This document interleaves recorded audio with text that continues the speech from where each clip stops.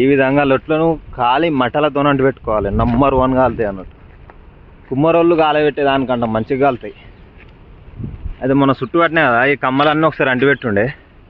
ఈ కమ్మలు వంగ మిగిలిన మట్టలు ఉంటాయి కదా, ఆ మట్టలో లేచి అంటు పెట్టినా ఈ అమ్మ మంట చూడు ఎట్లా వస్తుందో.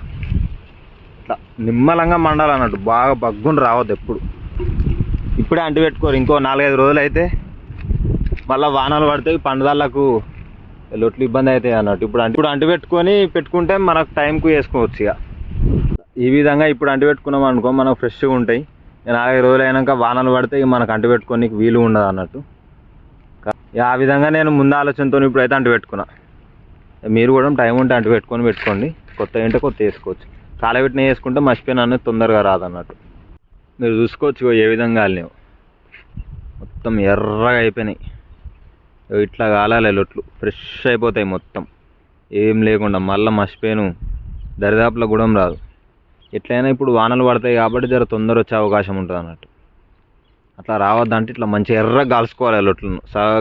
కాలకుండా ఉంటే కళ్ళు మొత్తం ఇట్లా పొగ వాసన వస్తుంది. ఇది చూసుకోవచ్చు అగ్గి లెక్క మండుతుంది. ఆ పొగ వాసన రావద్దంటే లొట్టు మాత్రం క్లీన్గా ఉండాలి. మళ్ళీ ఒకసారి మట్టలు వేసిన ఇక ఉన్నాయి లేని మొత్తం కాలుతాయి. ఇంటికి వెళ్ళిపోతాయి. పొద్దుగాలు వచ్చి తీసుకుంటా. చూసుకోవచ్చు ఇక లొట్లను ఎంత మంచిగా కాలినాయో. ఎర్ర కుమ్మరోళ్ళ వాము కంట మనయే మంచిగా కాలినాయి ఈసారి. అట్లా మట్టలు ఉంటే అంత మంచిగా కాలుతాయి అన్నట్టు.